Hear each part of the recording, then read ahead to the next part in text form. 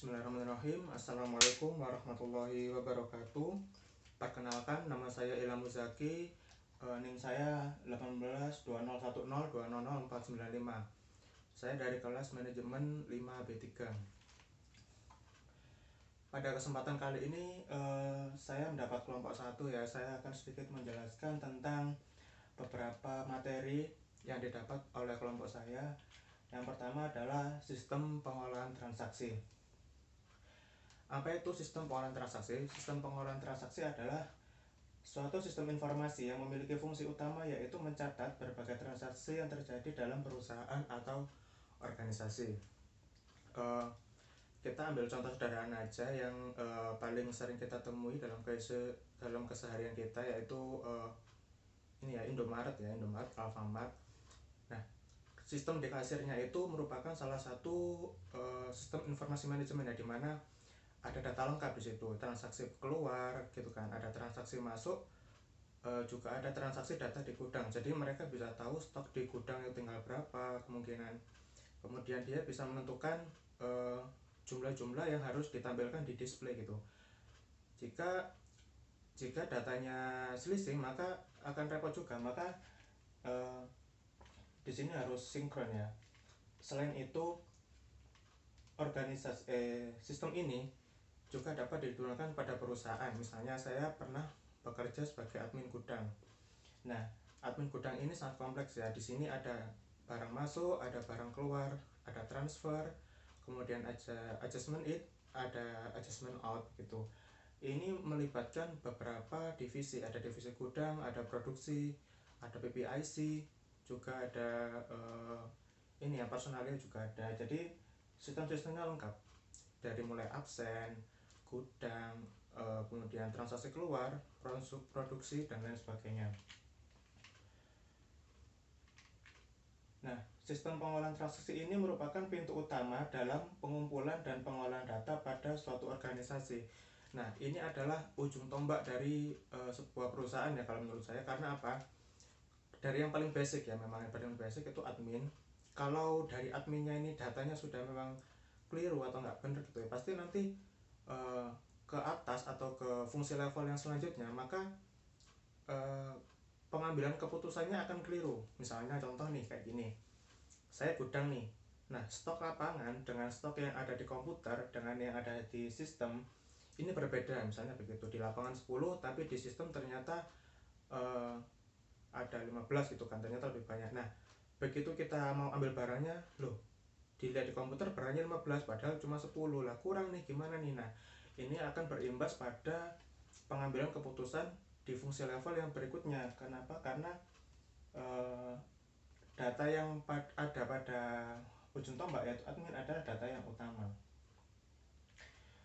Nah, ini dia 4 tugas pokok dari sistem pemrosesan transaksi, yaitu pengumpulan data, itu tadi yang seperti saya jelaskan, manipulasi data. Nah, manipulasi data ini bukan berarti kita curang untuk mengada-ngada data gitu ya, bukan, tetapi untuk mengentry data. Memanipulasi ini dalam artian edit ya, misalnya stok kita 10, nah kemudian kita ada barang masuk lagi nih 5, berarti kan 15. Nah, ini termasuk kategori manipulasi ya. Kemudian data yang ada kita simpan data dan penyiapan dokumen. Nah, penyiapan dokumen ini seperti apa? Penyiapan dokumen ini seperti untuk membuat laporan bulanan gitu.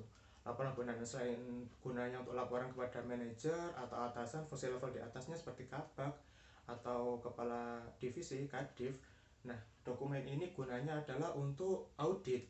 Biasanya audit ini dilakukan oleh pemerintah atau pihak luar yang diundang oleh perusahaan untuk meningkatkan rate perusahaan. Misalnya itu ada ISO, ada audit halal atau audit MUI atau BPOM seperti itu. Nah, karakteristik dalam sistem pengolahan transaksi yaitu volume data yang diproses relatif besar. Nah, karena data ini setiap hari berjalan ya, ada data masuk, ada data keluar, maka jumlahnya memang sangat besar. Kapasitas penyimpanan data sangat besar. Nah, kalau tergantung perusahaannya sih, kalau perusahaan yang memang sangat besar itu memang kita harus butuh satu server yang sangat kompleks untuk mengakomodasi semua kebutuhan perusahaan akan sistem informasi. Nah, kecepatan ini juga perlu ya, karena memang di zaman sekarang ini kita memang membutuhkan kecepatan ya. Bagaimana bisa kita kerja dengan sistem informasi kalau bandwidth internetnya ini lemot, kan nggak mungkin gitu. Misalnya kita inputnya data jam 7 pagi, bisa-bisa nanti masuknya jam 9, ini kan nanti bisa menghambat informasi eh, yang ada gitu kan. Kemudian sumber data umumnya internal dan keluarnya untuk keperluan internal juga. Ini memang keperluannya untuk perusahaan sendiri ya, kita produksi untuk keperluan perusahaan kita sendiri. Nah ini pengelolaan data dilakukan periodik, harian, mingguan, bulanan.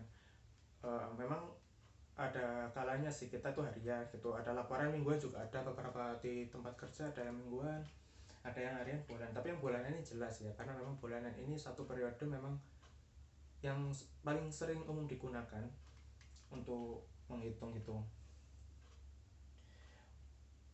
Kemudian orientasi data dikumpulkan umumnya mengacu pada data masa lalu sebagai pengalaman. Kemudian masukan dan keluaran terstruktur, data diformat menurut suatu standar. Nah, ada standar-standarnya gitu, kita harus di training sebelumnya. Komputasi tidak terlalu rumit. Nah, ini adalah user interface supaya gampang dimengerti oleh si pengguna sistem informasi. Nah, pengguna sistem informasi ini siapa aja nih?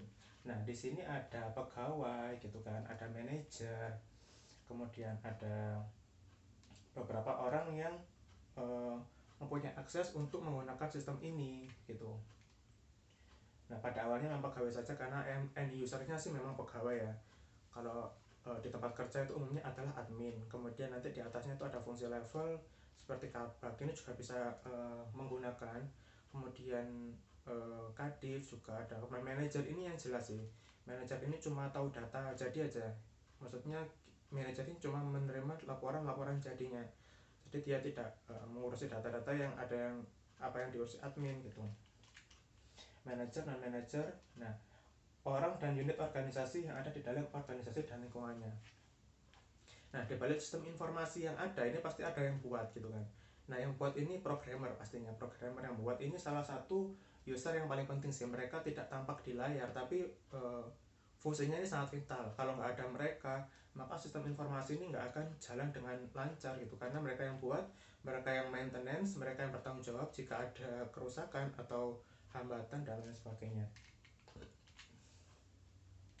Nah, peranan sistem informasi dalam pemecahan masalah. Nah, data-data yang dikumpulkan tadi eh, sebagainya adalah eh, sebagai dasar untuk sebuah manajer untuk mengambil keputusan. Kita ambil contoh sederhananya saja ya, kita ambil contoh dari tempat saya dulu, yaitu gudang. Nah, gudang misalnya kita ada barang 10 ya, misalnya 10 botol air mineral. Nah, kita transaksi nih, kita ada keluar 7, berarti kan sisa 3. Nah, ada batasan kebutuhan dari perusahaan, jika ada batas berapa sih kita harus pesan lagi gitu. Misalnya 3, jika stoknya udah 3, maka kita harus pesan lagi gitu kan, kita harus order lagi untuk memenuhi kebutuhan produksi selanjutnya. Nah, ini dia adalah fungsi peranan sistem informasi dalam sebuah pemecahan masalah, yaitu identifikasi dan pemecahan masalah. Sebenarnya data adalah sistem informasi adalah sebagai sumber data pendukung saja, karena keputusan pemecahan masalah atau keputusan puncaknya itu ada pada si manajer. Nah, ini kelemahan utama sih adalah tidak mengarah pada kebutuhan khusus dari pemecahan masalah perorangan. Sangat sering SIM tidak menyediakan secara tepat informasi yang diperlukan untuk memecahkan masalah setelah masalah itu diidentifikasi dan diketahui, karena memang keputusan puncaknya itu ada di manusianya itu sendiri, yaitu si manajer ya gitu. Kemudian keunggulan kompetitif menggunakan sistem informasi. Nah, seiring berkembangnya zaman, kita dituntut cepat ya untuk melakukan segala sesuatu, termasuk itu transaksi, arus data, informasi. Jika kita lambat, maka kita akan kalah dengan orang lainnya. Maka kecepatan adalah hal yang penting. Kemudian memudahkan klasifikasi data. Nah, di sini itu kita jadi gampang gitu kan, mana data masuk, mana data keluar, kemudian mana barang transfer dan lain sebagainya. Keamanan, nah ini keamanan yang penting ya, karena data ini bersifatnya internal dan tidak boleh bocor ke perusahaan lain atau ke orang lain. Maka sistem informasi pasti ada sebuah security ya, security controlnya. Di sini hanya orang-orang internal saja yang bisa membuka dan kemudian membaca data tersebut, sistem informasi tersebut, menghasilkan keputusan yang cepat. Nah, karena tadi datanya cepat, kemudian sudah diklasifikasikan, maka sistem informasi dapat membantu seseorang, atau di sini konteksnya adalah seorang manajer, menghasilkan keputusan dan cepat dan mempermudah perencanaan untuk kedepannya gitu. Jika ada data yang tepat, nah kita harus bisa ancang-ancang gitu kan, logikanya kita bisa ancang-ancang, oh segini nih berarti besok harus segini gitu, karena ada data yang mendasari untuk tindakan selanjutnya. Nah, selain itu adalah efisiensi. Efisiensi ini termasuk efisiensi waktu ya, efisiensi biaya, kemudian efisiensi tenaga dan lain sebagainya. Kalau kita kerja masih pakai sistem yang lama gitu, belum pakai komputer, belum pakai sistem informasi, kita masih pakai kertas kita lempar ke sana terus nunggu prosesnya lama. Nah, kalau dalam sistem informasi ini bisa cepat gitu prosesnya, karena memang paperless ya, karena kita paperless dan dikerjakan real time waktu itu juga. Tantangan persaingan global seperti apa? Nah, kita konteksnya di sini adalah sistem informasi yang mencakup batas internasional ya. Nah, pengembangan harus mengatasi beberapa kendala yang unik. Istilah sistem informasi diberikan untuk suatu sistem informasi yang terdiri atas beberapa jaringan yang melintasi batas negara. Nah, kendala politik.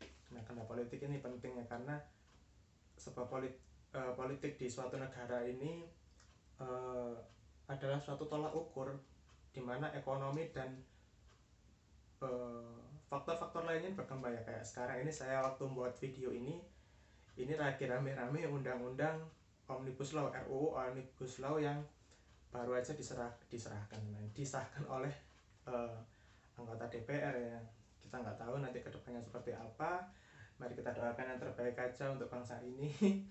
Kemudian rintangan budaya dan komunikasi. Nah, perbedaan budaya dan komunikasi ini memang sering terjadi ketika kita melintas suatu daerah atau suatu wilayah atau suatu negara ya. Saya pernah di perusahaan saya yang lama itu ada satu orang India gitu kan. Mereka memang memang ahlinya. Tapi kendalanya memang sebuah bahasa dan budaya gitu. Dia budayanya masuk jam 7 ya, kita masuk jam 7 sih, tapi memang kendalanya adalah pada bahasa. Kita sedikit bisa bahasa Inggris dan dia juga sedikit bisa bahasa Inggris, jadi masih agak sedikit-sedikit melenceng lah ya pemahamannya. Tapi itu bukan masalah yang serius, karena masalah kerjaan sih pasti gampang sih ya menurutku. Ada aja yang bisa membantu, nanti ada translatornya juga. Kemudian masalah-masalah teknologi. Nah, masalah teknologi ini menyangkut infrastruktur sebuah daerah atau sebuah wilayah ya, karena di Indonesia beberapa daerah memang internetnya memang ada yang belum kenceng gitu kan, ada yang masih lemot, ada yang belum tercakup internet. Bahkan beberapa masalah teknologi ini bisa jadi ada pada software atau hardwarenya, kayak komputernya udah jadul nggak mau update, atau softwarenya gitu kurang update, misalnya pakai Windows yang masih lama, pakai Windows XP atau Windows 98. Nah, ini kan bisa jadi kendala, kenapa kita nggak diupdate aja gitu untuk sistem yang lebih baru. Nah, kalau yang lebih baru kan pasti kita lebih up to date. Intinya adalah kenyamanan dan pengoperasian itu jadi lebih mudah untuk end user dan semua yang pengguna sistem informasi tersebut.